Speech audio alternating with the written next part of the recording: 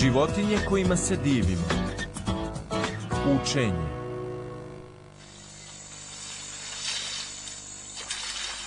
Kod životinja učenje, naročito ako su uz roditelje, ne predstavlja problem. Dovoljno im je da gledaju odrasle šta rade. Međutim, prava obuka počinje tek kada se negde nađu sami. To se događa mladom orangutanu, čija je majka odlučila da ga iskuša, puštajući ga da se brine sam o sebi. I gle, nema nikoga da ti pomogne.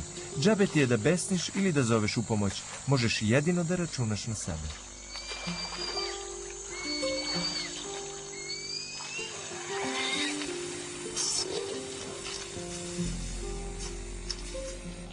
Srećom postoji životna škola gde se uči mnogo pametnih stvari koje pomažu ako se nađeš u ovakvoj situaciji. Tako, na primjer, mama Gepard pusti mlade da se igraju sa malom gazelom, da uvežbaju skok sa strane koji će jednom kada budu sami lovili oboriti buduću žrtvu.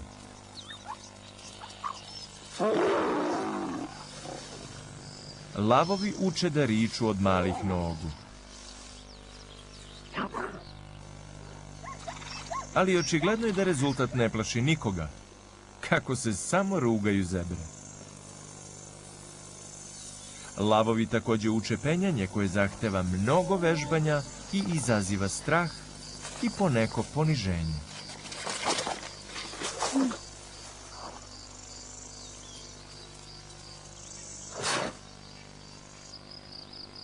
Učenje traži praksu. Tu počinje zaplet. Mladi orao, iako prvi u klasi izletenja, koordiniranja, udara krila i savlađivanja straha od praznog prostora, ipak ima teškoće pri sletanju. Svi piloti to znaju.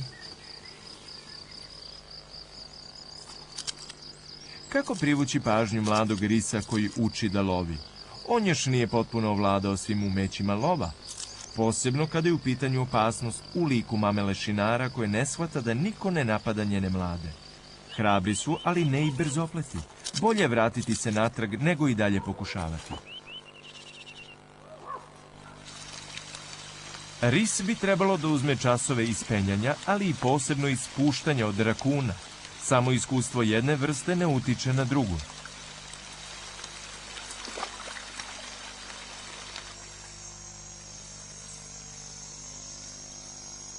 Kako god bilo, treba se zapitati da li majmuni nosonje nisu naučili da rone jer su visoko na drveću gledali samo ptice kako lete? Za njih je učenje kako skakati s drveta na drvo garancija sigurnosti, jer tako mogu da pobegnu od eventualnog neprijatelja. Kameleoni uče kako da imitiraju podrhtavanje lišća. Da ne bi bili otkriveni, moraju takođe da nauče da zauzmu neke poze, ponekad vrlo teške, ali neophodne ako hoće da utole glad.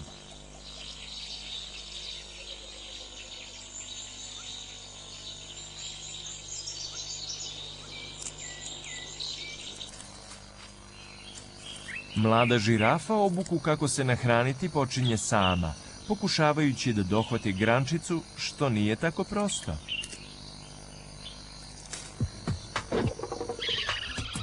Mnogo je lakše malim kengurima koji uče kako da jedu i pritom ne izlaze iz mamine torbe. Kod slonova je potpuno druga stvar naučiti koordiniranje pokretima surle. Izgleda vrlo lako, ali dosegnuti nos, dug oko 1 metar, nije mu baš na dohvat ruke.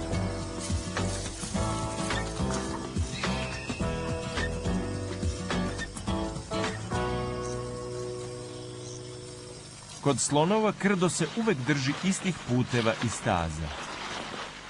Kod životinja učenje znači posmatranje drugih, imitiranje i uspešno prenošenje znanja s generacije na generaciju.